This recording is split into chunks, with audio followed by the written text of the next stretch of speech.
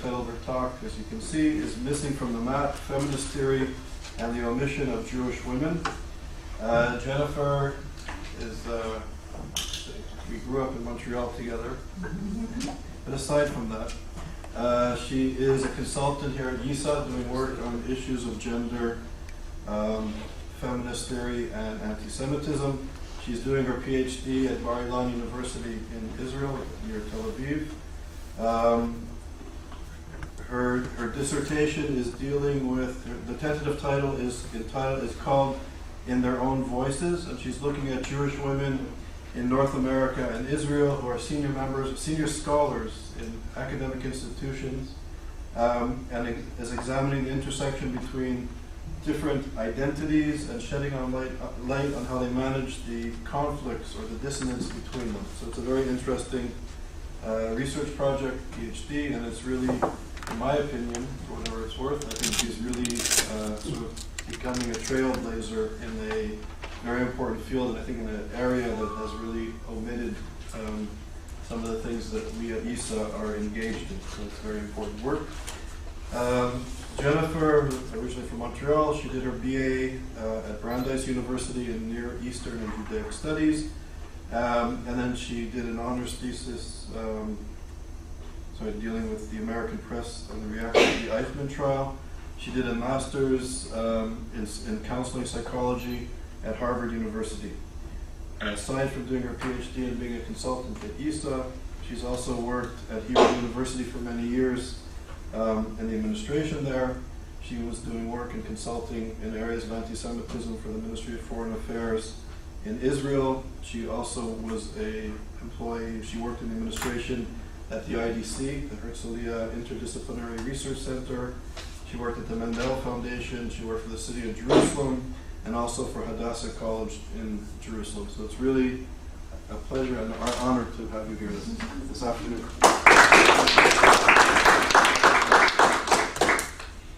I worked in so many places, it sounds like it was hard for me to hold down a job. But I'm very, very happy to be here today. Oh, thanks. I want to thank Charles, first and foremost, for bringing me here and for everything that was involved in bringing me here. And also Lauren for her thorough, amazing treatment of every single detail involved. And I'm happy also to be able to share a topic with you that is at the very beginning stages of its investigation, prompted by a set of questions that have been perplexing me for some time. I want to point out that I'm not a huge PowerPoint person, so there are some slides which illustrate some of the points that I'm making, but it's not a running summary of the talk, so you'll also have to hear what I'm saying. Okay. This paper attempts to shed light on an apparent omission within feminist theory in the United States and discusses its implications for contemporary feminism, as well as for feminists who are Jewish women. As I'll describe, feminists of different racial and ethnic backgrounds have developed theoretical models which articulate their uniquely situated standpoints in relation to the sexism of their respective racial or ethnic group, on the one hand, and what has been termed mainstream or white feminism on the other.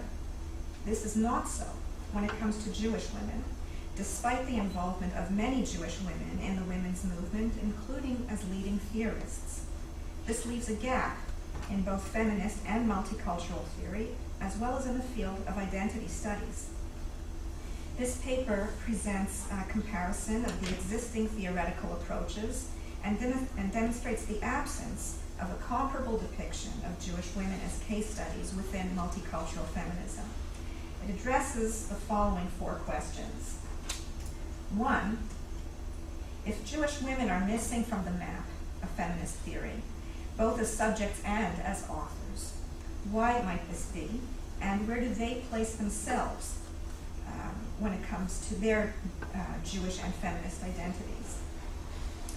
2, is one possible explanation of this absence from the map that Jewish women locate themselves within so-called mainstream feminism that is, as white, and as unencumbered by an extraneous identity of any consequence?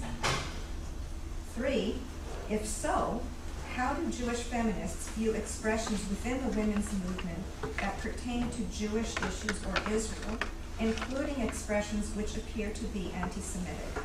How do their identities as mainstream members of this movement coexist with their identities as members of the Jewish people?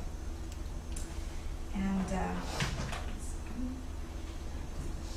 4, if one were to try to develop a theoretical model of multicultural Jewish feminist identity where there now is none, how would one do so? And how might such a theory explain these responses? This paper draws upon Black feminist theory as a point of contrast with current scholarship related to feminism and American Jewish women. With that contrast in mind, I put forward the following thesis: that while there may be an overall identification among Jewish women with the feminist mainstream, their position in the women's movement may nevertheless reflect the eternal puzzle of Jews viewed as other, as a race, as a religion, as both, as neither, as a composite projection of the host population's fantasies. This absence of theoretical model reflects the absence of a secure standing within the movement as an ideological home. While this specific paper will not grapple with the issue of Jew as other in this age of multiculturalism, it will conclude with the sketching of a roadmap for exploration which, however preliminary, can act as a starting point for additional research in the future. My background into the world of gender studies originated with the wish to understand a certain trait among numerous contemporaries and friends, women, some of whom live in Israel like me, some who don't. I noticed what struck me as an inconsistency, a kind of disconnect, between a strong conviction on the one hand on behalf of women's issues and a conviction regarding the delegitimation of the state of Israel and how to fight it on the other. My own deep conviction held that the two issues, both based on the principles of equal opportunity and self-determination, and both facing the threat of Islamic fundamentalism, do go hand in hand. Yet often, these friends did not seem to recognize threats facing Israel as on par with problems facing women, or that concern for Israel was parochial compared to the more universal condition of gender issues, and therefore rank as a less immediate priority. I wondered why this might be so. My studies of feminist theory, which were enlightening on many levels, brought a particular revelation in my encounter with Black feminist and multicultural feminist thought. Black feminist and multicultural theorists initiated an abrupt departure from leading feminist theorists of the day in the 1980s, who had defined the challenges to all women in uniform terms, stemming from their own perspectives as white middle-class women. Black feminist thinkers asserted that the experience of being female, however universal it is in many respects, differs significantly depending upon one's racial, ethnic, cultural, and socioeconomic background. Thinkers such as Bell Hooks, Patricia Hill Collins, Audre Lorde, Barbara Christian, and others pointed to the history and experience of African American women, which resulted in a distinct social condition and an equally distinct set of needs.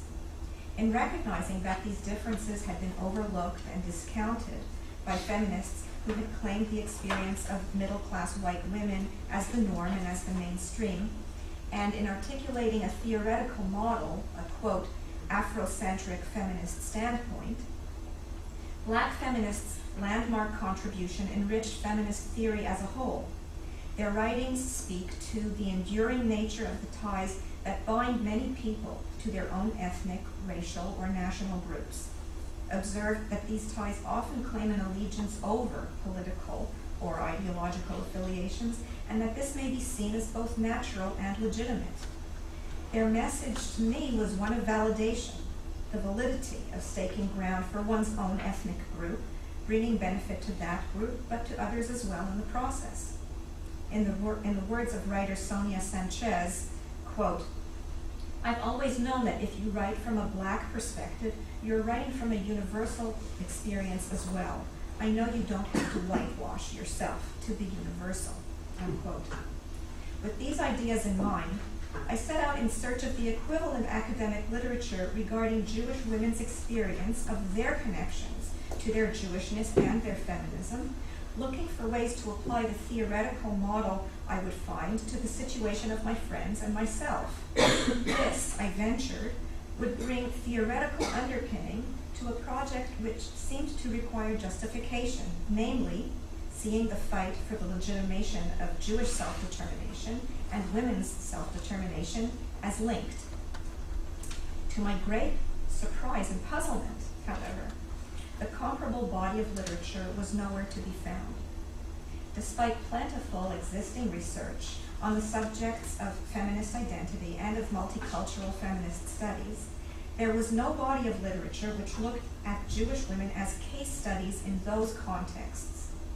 Put differently, the experience of Jewish women, whose role in the women's movement has been highly visible and active, is not reflected in scholarship of multicultural feminist theory. Jewish women are simply missing from the map. This paper explores why this might be so. Now, saying that Jewish women are missing from the map of multicultural feminist theory does not mean to say that a search combining the words Jewish and feminism will yield nothing. To the contrary, within popular literature, one finds personal accounts describing examples of Jewish women's activism in the battle for women's rights and in the feminist movement. And further, when it comes to academic scholarship, searches linking the words Jewish and feminism do yield studies, pertaining primarily, though, to the theme of Jewish women within the Jewish world, women in Jewish religious law, ritual, and communal life.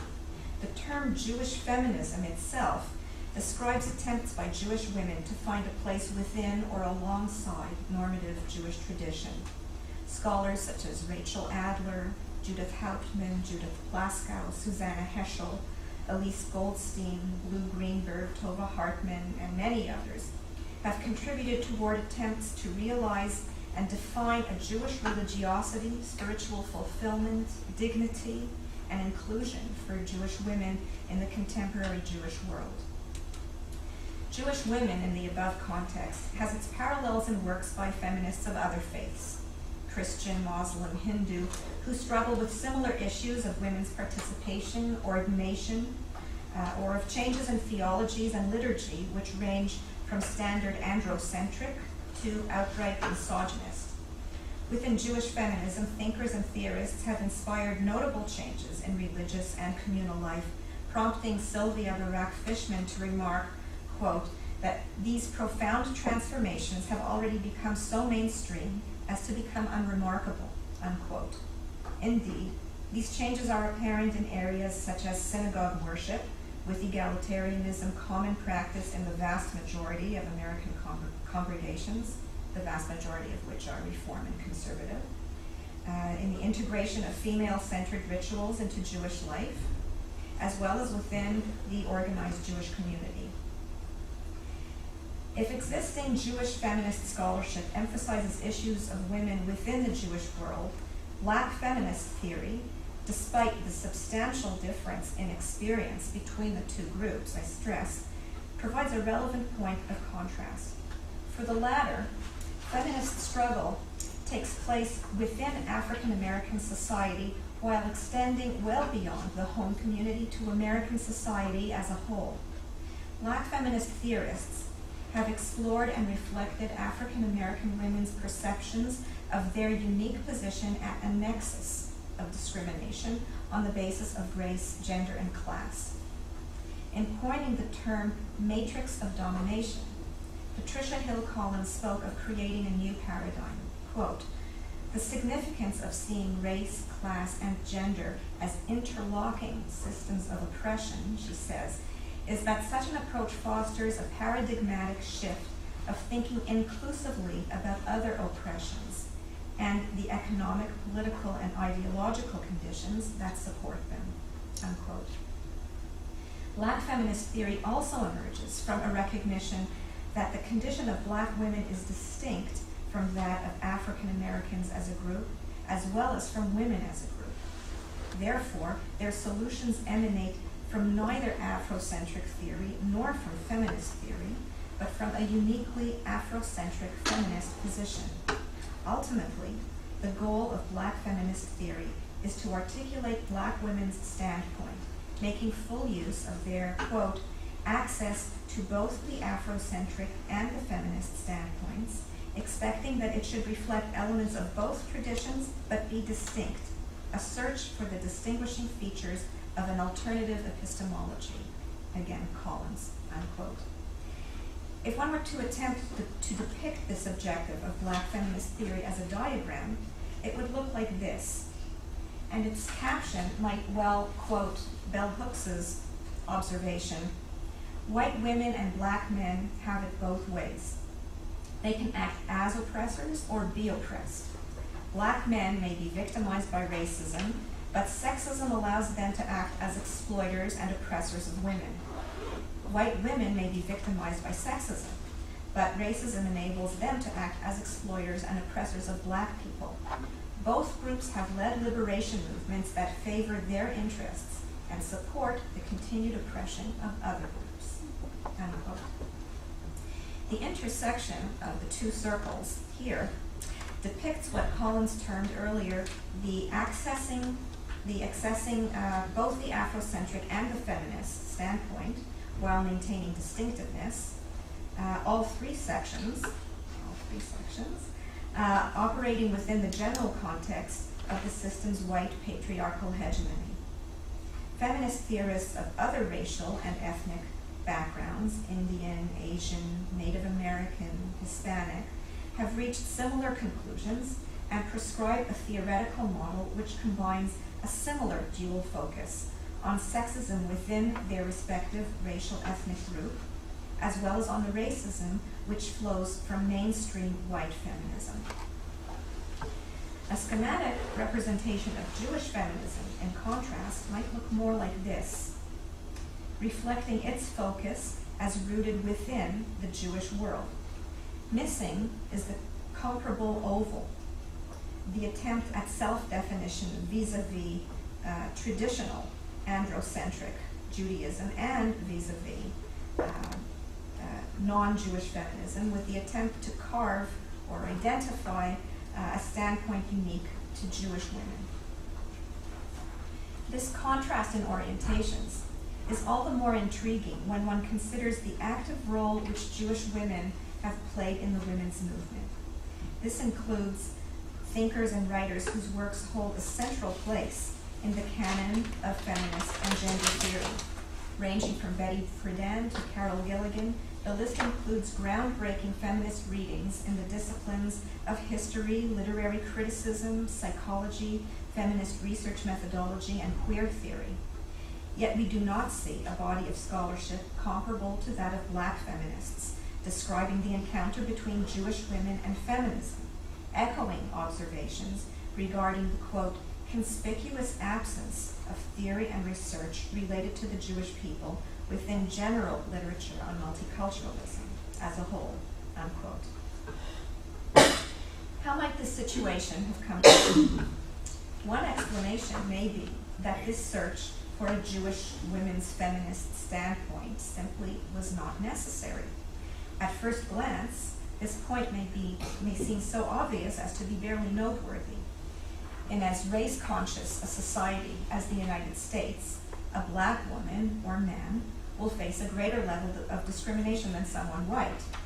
If Jewish women's feminism has not involved the same kind of differentiation and self-definition as black women's, this may well reflect a lack of urgency to do so. An absence of the same experience, that same experience of discrimination, and just as surely, a sense of identification with the American white majority. The fact that the works of the Jewish theorists to whom I referred above were incorporated into the core feminist oeuvre provides further evidence of their identification and sense of belonging within the feminist white mainstream. Likewise, feminist Jewish women's viewpoint is virtually indistinguishable from the mainstream in the context of multicultural feminist theory.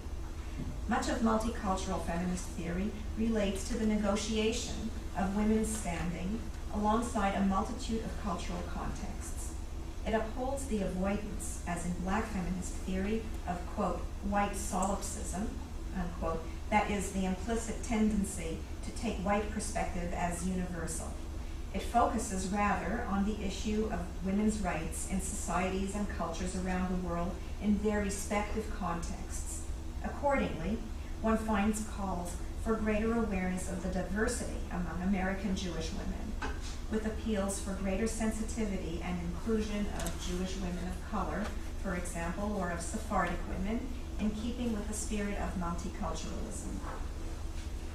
It bears recalling, therefore, that Jews as a group have only recently come to be considered white, as demonstrated by Jacobson, Gilman, J. Boyarin, Brodkin, and Chayette.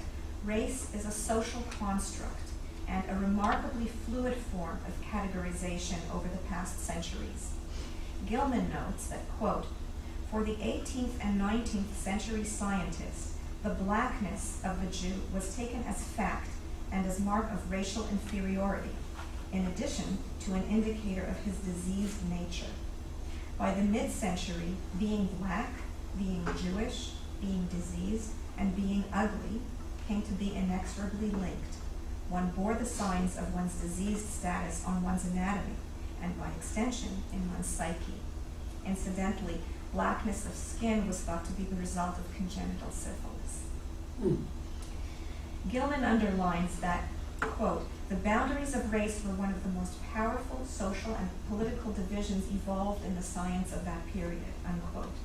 Ironically, Jewish inmarrying, rather than marking Jews a pure race, marked them as impure and considered mongrel due to interbreeding with Africans during the period of Alexandrian exile.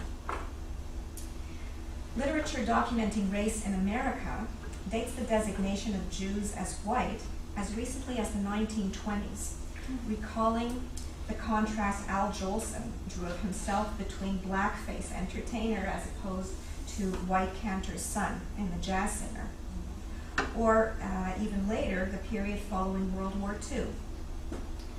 With the awareness and horror of Nazi Germany's racial policies, the 1940s, quote, produced a profound revision in the taxonomy of the world's races, unquote.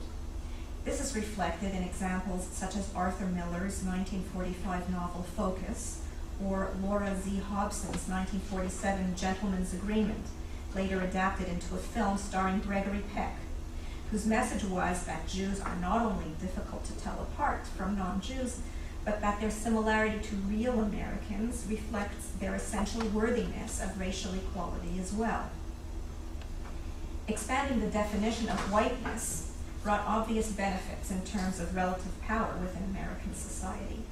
The perceived differentiation from other racial groups, coupled with the identification with mainstream white America, positioned Jews to attain greater financial security and power during the second half of the 20th century.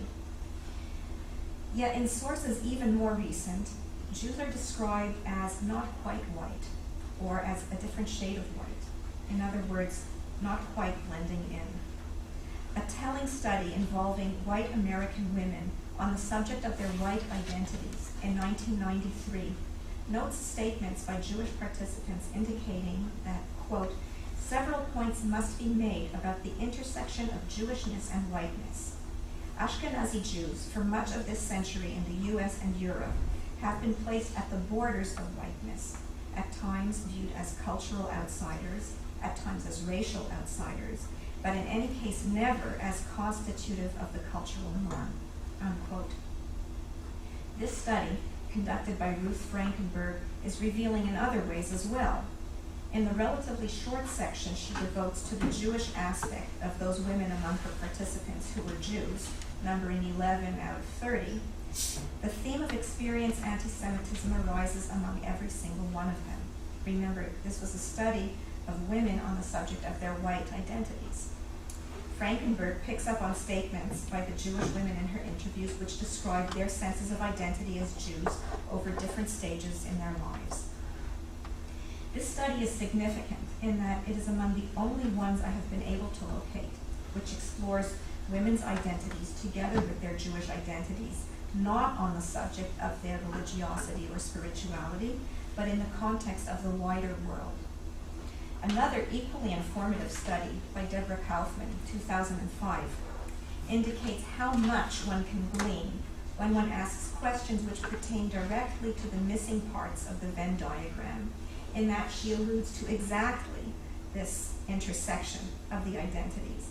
When Kaufman's subjects express that their identity as Jewish women is, quote, grounded in their experience as the other within Judaism, unquote.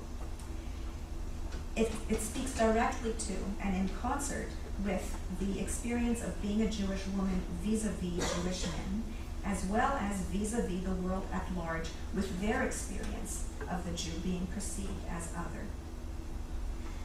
A brief examination will reveal that the experience of feeling like a cultural outsider and other is far from uncommon within the women's movement itself, leaving one to wonder what tenuousness may accompany Jewish feminist women's identification and sense of belonging within the mainstream of the movement. One such strand is evident within Christian feminism. Judith Glasgow criticizes the myth which accuses the Jews of inventing and inflicting patriarchal religion on the world, banishing the goddess who had, quote, reigned in matriarchal glory.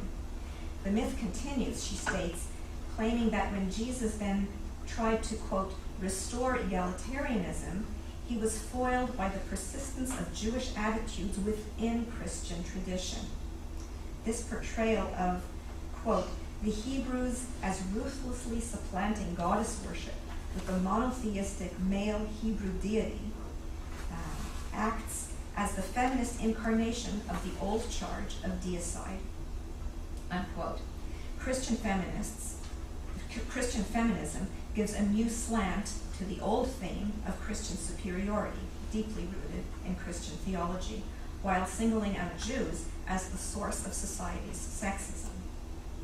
Within feminist activism, Jewish targeted enmity commonly takes the form of Antizionism and vituperative hostility toward Israel, the interconnected nature between these two bigotries demonstrated by Kaplan and Small, 2007. Examples include the exclusion or expulsion of Israelis and Jews from participation in women's conferences and organizations, the exclusion of material which depicts Israel in a favorable light from feminist publications, the adoption of anti-Israel and anti-Zionist resolutions in conferences convened to discuss women's issues, the formation of women's organizations whose central purpose is the defamation of Israel and is invoked as an actual expression of feminism. This is from the website of one of those organizations called CodePink. The message, implicit and explicit, is that the vilification of Zionism is integral to feminist ideology, to the point that the two goals are deemed indistinguishable.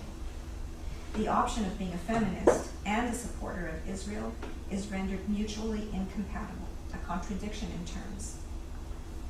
Painting Jews as responsible for egregious forms of racism, adding responsibility for the slave trade to the indictment to boot, would be almost comical were it not so stinging. Scholars of American Jewry relate the overwhelming degree to which American Jews identify with left-wing and liberal ideologies. The Jewish communal establishment in the 1960s going so far as to maintain that a Jew's position on the issue of civil rights forms a primary measure of his very Jewish identity. That being a member of the Jewish community could mark one as suspect of racism calls to mind the condition termed by Stephen Cohen as, quote, the unbearable whiteness of being Jewish. Or, as Gilman noted in observing this irony, quote, multicultural discourse has marginalized Jews while using Jewish experience as one of the models for the multicultural, unquote. How then do Jewish women deal with this situation? On a more fundamental level, how did they experience and describe the impact of this animosity, a rejection by sisters within the sisterhood? Chandra Talpad-Mohanty, a post-colonial feminist theorist, observes a frequent conflict between feminism and the home community, criticizing allegiance to the home community as, quote, revisionism that severely limits feminist inquiry and struggle. She describes, quote, the risk of rejection by one's own kind, by one's family, when one exceeds the limits. The fear of rejection by one's own kind, she continues, refers not only to the family of origin, but also to the potential loss of a second family, the women's community, with its implied and often unconscious replication of the conditions of home, unquote. Personal reflections of Jewish women regarding this conflict between their Jewish and feminist ties provide telling and poignant expressions of this very sense of loss of their, quote, second family in the women's community, unquote. Letty Codden-Pogrebin, referring to the anti-Israel and anti-Semitic diatribes at the 1980 United Nations Women's Conference in Copenhagen, states, quote, Jewish women have two battles to fight, against sexism and against anti-Jewish beliefs, identifying as Jews within the feminist movement with as much zeal as we identify as feminists in Judaism, unquote. Others, like Phyllis Chesler, decry the demonization of Israel and of Jewish self-determination as an abandonment of the feminist struggle itself, sacrificing the well-being of Islamic women and of all women in the face of encroaching Islamic fundamentalism on Western shores in a rush of appeasement which stands to imperil all. Testimonials of this kind cast a light on the gap in current scholarship. A more complete feminist Jewish standpoint in the model of Black feminist thought would serve to illuminate the anatomy of anti-Semitism in the women's movement and its effect on Jewish women. We lack more such studies, such as Deborah Hoffman's and Ruth Frankenberg's, to augment the data on how Jewish women experience these meeting points in their own words. To go back to our original question regarding the missing theoretical model describing Jewish women's multicultural feminist identity, a more comprehensive understanding of the points of encounter between Jewish women and the non-Jewish world would complement the existing works relating to women within the Jewish world. The present situation, Jewish women's absence from feminist theoretical models, underscores the homeless nature of the Jew. To borrow Elaine Showalter's image in her landmark essay, Feminist Criticism in the Wilderness, without a theoretical basis, Jewish women risk remaining, quote, an empirical orphan in the theoretical storm, unquote. Bereft of theoretical belonging or anchor, not even the most loyal, committed, or radical feminists are exempt from anti-Semitic bias and innuendo, and increased analysis and awareness could serve to right this balance, this imbalance. My doctoral dissertation project undertakes just such an objective. It is based on the analysis of interviews with a select sample of Jewish women in both the United States and Israel. The questions invite them to describe their multiple senses of identity as women, Jews, feminists, and to describe by what means they resolve or manage tensions or conflicted feelings between these identities, be they through compartmentalization or splitting, resolution, or estrangement. In examining transcripts of these narrative interviews, the dissertation will look at patterns and themes which emerge from the women's own words. The analysis will aim to assess the intersection of identities in light of existing theories in Black and multicultural feminism, in identity studies, and studies of Jewish identity. These findings may increase awareness and understanding of current trends regarding the impact of feminist ideology as it relates to the connection between feminism, a movement conceived in order to fight bias, and the age-old bias of anti-Semitism. To conclude, the above documentation illustrates the lack of correspondence between the basic focus of Jewish feminism within the Jewish world and between black feminist thought and that of other racial and ethnic groups, oriented both within their respective ethnic groups and beyond their groups to deal with mainstream feminism. Jewish women as a whole may have felt no need for such a dual orientation, evidenced by a sense of belonging and identification within mainstream feminism. Yet one need not scratch very deeply beneath the surface to behold an undercurrent which can prove unsettling to Jewish women. Expressions of anti-Zionism and of outright anti-Semitism raise the question of how Jewish women respond and how they experience an apparent attack which calls their allegiance into question. The proposed research, with its aim of recording and analyzing Jewish women's perceptions in their own words, stands to add new dimension to what we currently know about Jewish women's experience and identities. Back in 1984, bell hooks wrote incisively of mainstream feminism at the time, saying, "Feminism has its party line, and women who feel a need for a different strategy, a different foundation, often find themselves ostracized or silenced." Unquote. Could an equivalent body of scholarship by feminist Jewish women create a space for a different standpoint that addresses the concerns of women within the Jewish world as well as within the world of mainstream feminism? The answer to this question is complicated, given that it is linked to persistent efforts through the centuries to see the Jew as other in every conceivable context. The anatomy of anti-Semitism in the women's movement lies within feminist theory itself. A new theoretical model to supplement what is currently missing may act as a starting point for additional exploration in the future and as a source of change in rhetoric as well as in practice.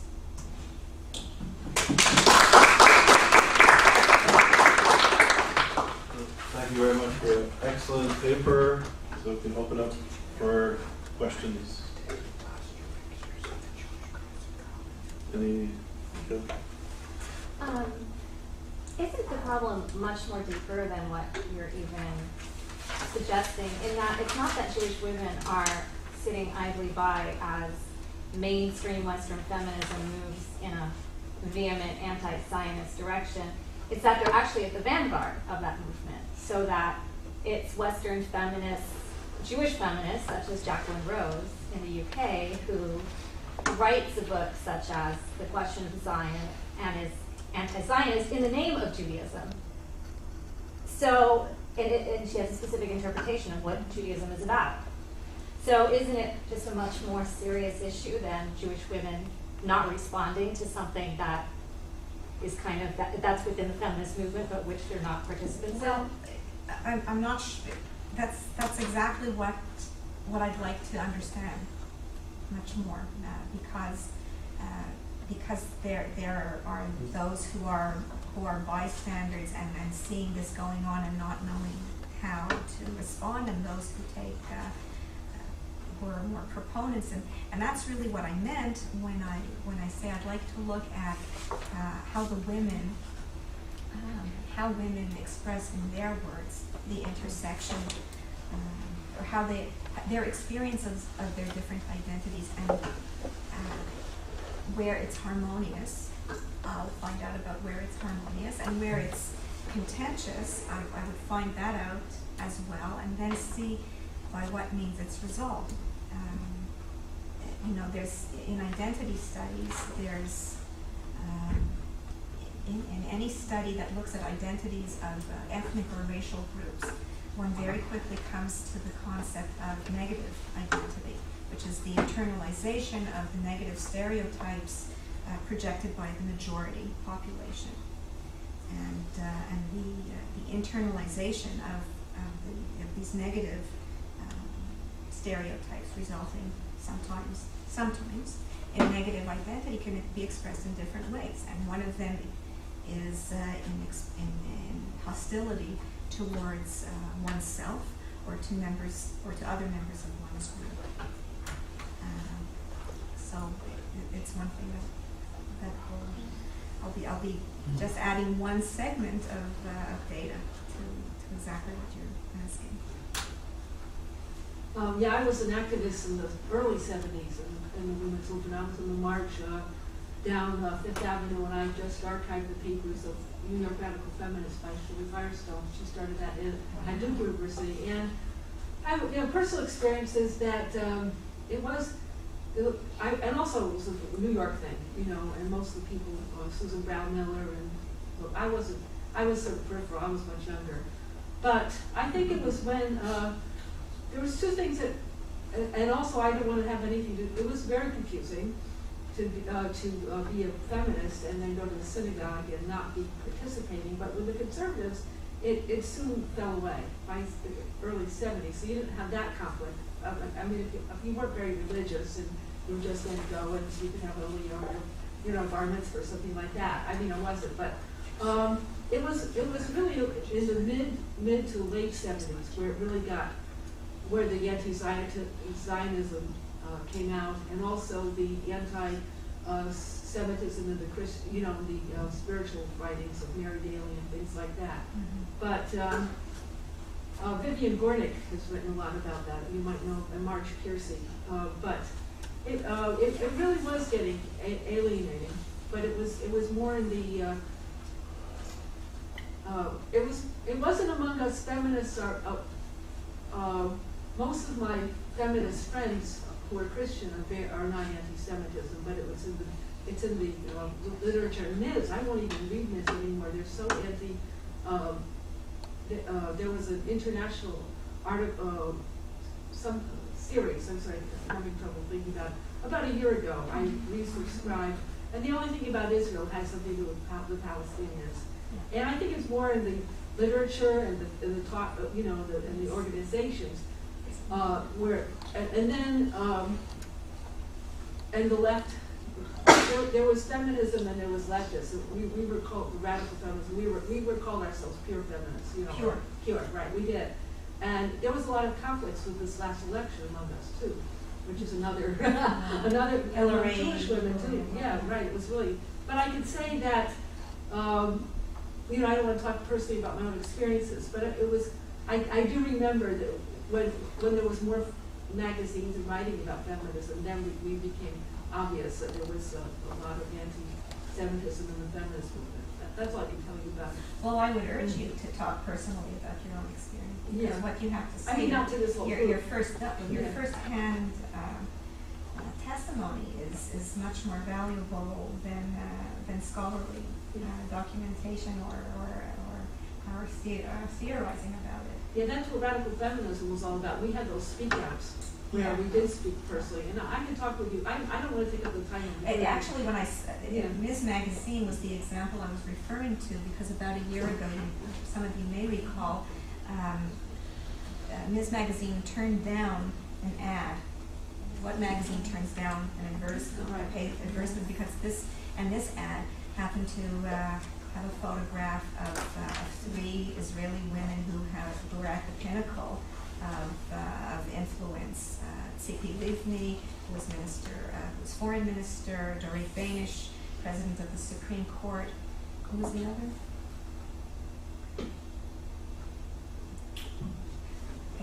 There's another major important position. They didn't accept the ad.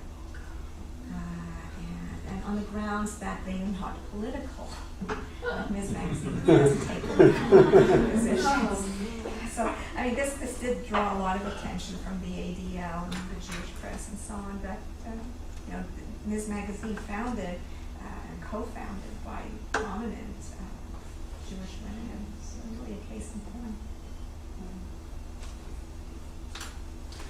In the very beginning, when you talked about your questions, I think you mentioned anti-Semitism, and you used some modifier before it. I don't know if it was perceived as anti-Semitism or might be anti-Semitism. In your examples, a lot of what you've spoken about is anti-Zionism, and I think that you probably would find a lot of feminists who would say we are anti-Zionists, but we're not anti-Semitic.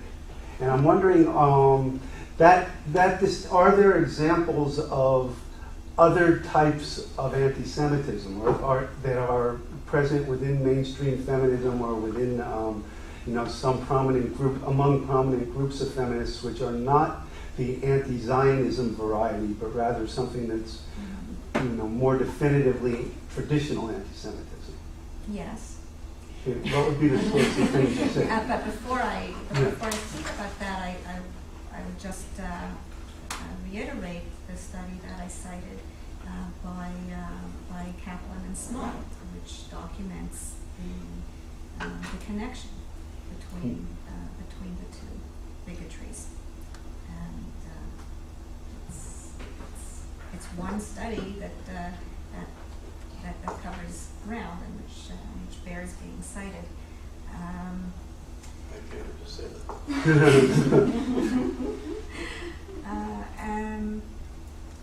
Phyllis Chesler can speak about the disinclusion and the exclusion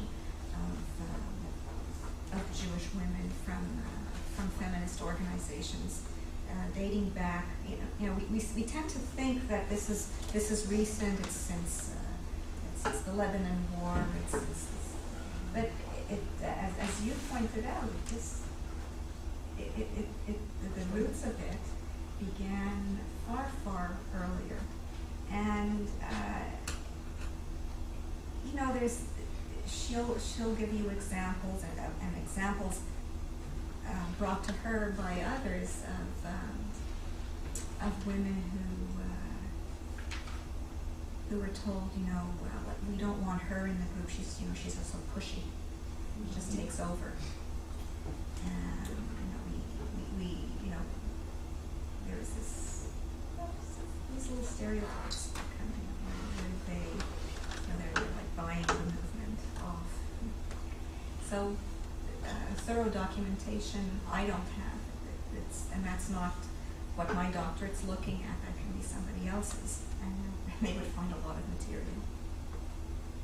But if you're trying to make an indictment of contemporary feminism with regard to its attitude towards Jews, even when you talk about anti-Zionism or hostility towards Israel, there probably are some types that seem more defensible and less defensible. And I'm just thinking, because in my own work, I'm trying to work out some sort of indictment of the left and their anti-Semitism, and I'm trying to figure out what would hold up when you're speaking to leftists, what would actually convince them.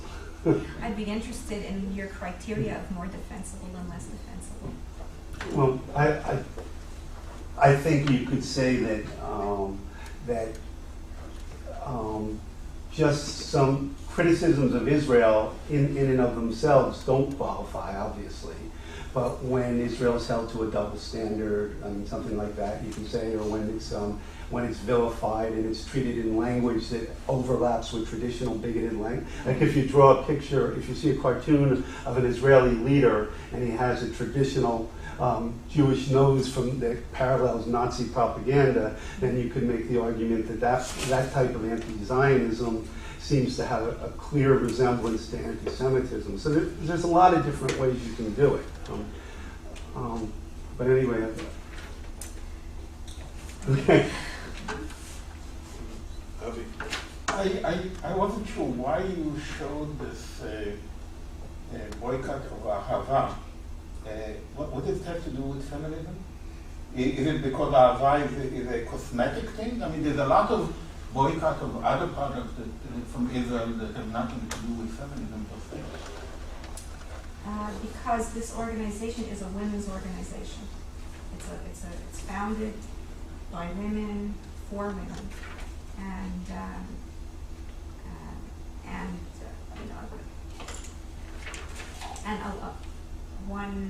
one area of feminist interest and concern is the obsession over beauty and how images of beauty are imposed on society as a whole. I'm not going to get into that. There's plenty to say about it, but this organization targeted Ahava products. It led to the dismissal or the how did it I'm not sure of the sequence, but Charlotte from Sex and the City was the spokeswoman of Ahava products, and this campaign by CodePink led to her being dropped from the campaign, and led to the whole campaign being scrapped. So I do draw the link. It's one segment of a boycott campaign, and feminism is one segment of left-wing ideology, on the whole left-wing ideology.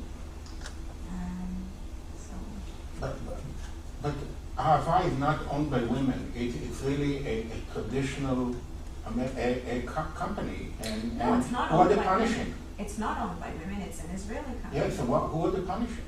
Who, I mean, They're punishing Israel. Yeah. It's a women's group. Because but economic. you can talk about multiple products that you can boycott. Sure. But it's And they a do. women's group targeting.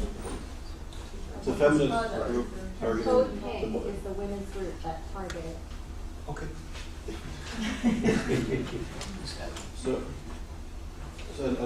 just follow up from this point, I was recently in Australia, and it was connected to CodePink. There was a feminist rally condemning the operations in Gaza. It was about 5 months after the CAS-led operation. There's about 2,000 women, mostly Anglo-Saxon women, marching down the street screaming, "We are Hamas," which is unbelievable because Hamas is certainly subjugates women. It's a central part of their ideology. So do you think this is ignorance, or is it anti-Semitism? Because that type of view, I mean, I know people in Canada and CodePink who have similar views of the Middle East. They're very supportive of Gaza in particular, and even Hamas in Gaza. Why do you think that's happening? And then I have some other points more about your paper. Why do I think it's happening? I mean, It's such a reactionary, sexist. it's ignorance. There's ignorance and there's willful ignorance. And at what point can one hold these women accountable for willfully disregarding what is so obvious about Islamic ideology and Sharia law, that they would march down the street and say, "We are Hamas"? So anyway, so going back to your paper, I think your work is excellent. You really pose really important questions, and the way you lay it out and go through the literature, I think, is really excellent. And in my mind, I have so many questions and issues that you raise that are important to Neil? or to the Oh, to the literature. But I have some sort of critical points. When you speak about Jewish women, who are you really speaking about? Are you speaking about American professional Jewish women who are operating in a space that is sort of white, in quotations? Because when you say Jewish women and whiteness, are you referring to the debates also just in the United States? Because as somebody who moved to the United States 6 or 7 years ago, I'm still amazed at the whole discourse around whiteness and the identity of the Jewish community as being white. And it's very different, I find, in Canada, and it's very different than Europe, and it's certainly different than Israel. The whole notion of being white in the Jewish community, I think, is quite unique in the United States. So are you speaking about Jews everywhere, or are you speaking about American Jews? Because I think if you're speaking about Jews everywhere, I would take issue with your idea of whiteness, because certainly I would argue in Canada, in Europe, in the United Kingdom, in France, I don't think Jews identify as being white at all. Not like the United States. So, and I think, notions of identity, of Jewish identity in Europe are I would argue, are not white. They're not even, the English and Jews have lived in England for many generations do not even consider themselves to be English; they're British. There's all sorts of these are very very serious issues of national identity and nationalism and whiteness and race and all these things. Mm-hmm. So I would urge you to either explore these issues or be very specific when you speak about Jewish women. If I wasn't specific enough that this is about American society, Okay. American Jewish women, then I thought I had mentioned it a number of times, and if I didn't stress it enough, then I'll revise Fair it. enough. And then I think it also, to me, brought up issues of class and identity. So Mizrahi women, Ashkenazi women, Israelis, people in the diaspora, people living in cities, people living in peripheral towns. There's all sorts of issues that I think would be fascinating to explore within the Jewish context and Jewish identities I agree. when it comes to this issue.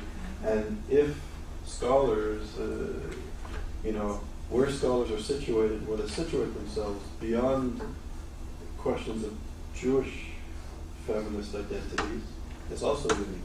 I think this really poses really important questions. Are scholars and intellectuals, where do they perceive themselves? Jewish, not Jewish, men, women. Mm-hmm. It's also very, I think, a fascinating and interesting subject, and has a very powerful connection to the issues that I know you're also concerned with, of anti-Semitism and anti-Zionism. Yesterday, for example, just as a point, I gave a presentation on contemporary anti-Semitism, Iran, radical Islam, the regular stuff that I do, and a feminist scholar who's Jewish, I don't know how she identifies as being Jewish, basically called me an activist and said that I wasn't doing scholarship. Which was derogatory. It was a great insult. But I think it's very important because where we're situated, there is this tension. If you're looking at anti-Semitism, if you're looking, God forbid, at anti-Zionism and Israel bashing, then I guess you're a neocon, you're a racist, you're a fascist, you're all sorts of things. So I don't know. It conjures up all sorts of, I think, very important questions. Sure.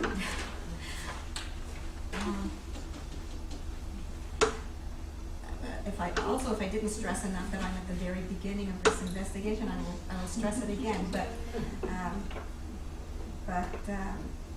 you bring up so many different kinds of categories of people that it just reminds me of how much there is to study on the one hand, but on the other hand, how one must exercise the greatest possible precision in approaching it, because each one of these groups is its own thesis. So I'm beginning with one segment, and it's intentionally a very, very precise segment,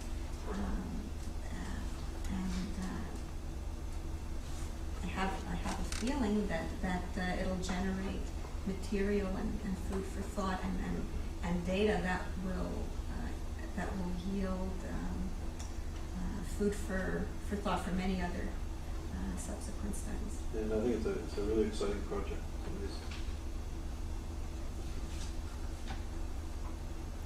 Any other questions or comments?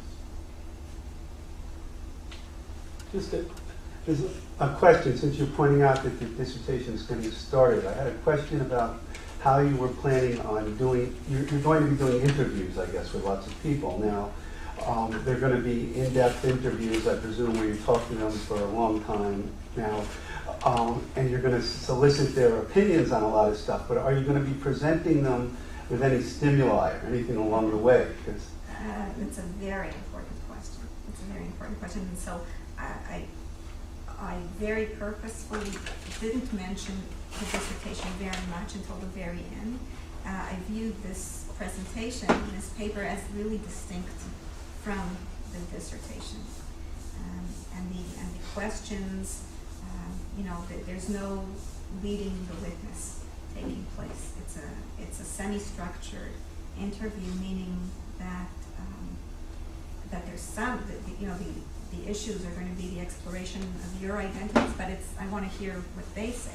I don't want to hear myself say, and what issues emerge from their mouths, from their experiences, from their hearts, is what I'm interested in hearing. I won't be surprised if the issue, if issues including